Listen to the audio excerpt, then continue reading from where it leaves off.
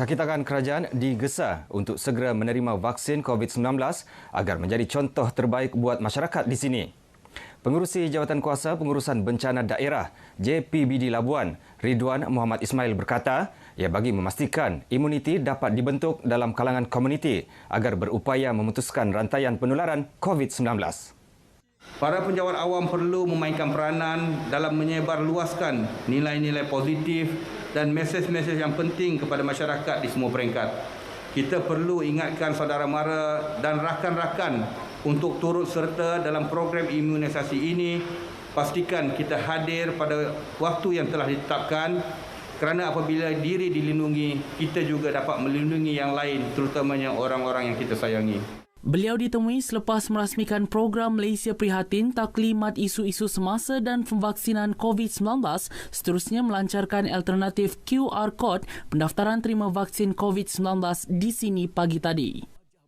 Berita gembira buat penduduk di Labuan.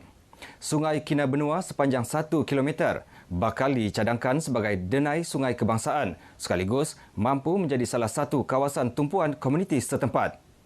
Perkara tersebut diumumkan Ketua Pegawai Eksekutif Perbadanan Labuan, Dr. Fari Akmal Osman ketika merasmikan program gotong royong Denai Sungai Kebangsaan sempena sambutan Hari Air Sedunia peringkat Labuan pagi tadi.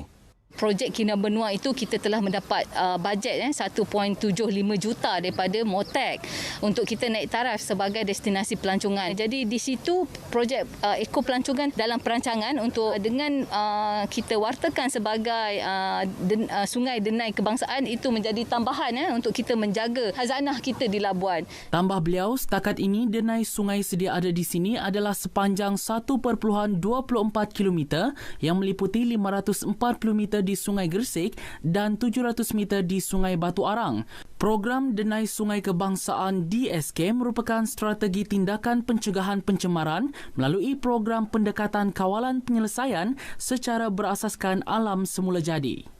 Dalam usaha memastikan kebersihan alam semula jadi sentiasa terpelihara, maka program High Peaking Geopark Sinergi Labuan FM dilaksanakan di Tanjung Batu.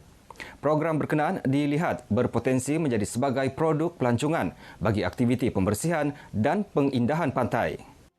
Pengarah Jabatan Penyiaran Labuan Aminah Samsudin Muhammad ketika berucap merasmikan program itu pada pagi tadi berkata, selain menunjukkan kecaknaan terhadap kepentingan menjaga alam sekitar kepada komuniti, ia juga menyumbang kepada keseimbangan ekosistem kawasan sekitar. Saya sokong program Sinergi RTM ni sebab dia memberi kesedaran dan di samping juga mempromosi tapak yang akan diangkat sebagai tapak warisan geopark. Di samping kita mengutip sampah-sampah ni, kita akan memberi kesedaran kepada diri kita sendiri untuk membuat tanggungjawab sosial. Program yang mendapat kerjasama Jabatan Muzium Labuan, Tourism Malaysia dan kumpulan Eko Alpha Go SMK Mutiara itu mendapat penyertaan seramai 50 peserta ketika ini. Inilah kita namakan sebagai pendidikan melalui aktiviti luar bilik darjah. Secara tak langsung, pendidikan luar bilik darjah ni dia punya penerapan nilai itu lebih mendalam. Murid akan lebih menghayati apa yang dipelajari. Nampaklah macam program ni membantulah. Kawasan-kawasan seperti ini perlulah kita jaga sebab ianya selalu tercemar kan. Jadi kita perlulah ambil tindakan untuk buat program macam ni lah selalu. Bidang pendidikan terus menjadi keutamaan di Labuan. Terbaru, kerajaan bercadang membina sebuah Maktab Rendah Sains Mara MRSM di Kian Sam pada tahun 2022 menerusi rancangan Malaysia ke-12 yang turut mendapat sokongan daripada Menteri Wilayah Persekutuan Tan Sri Anwar Musa.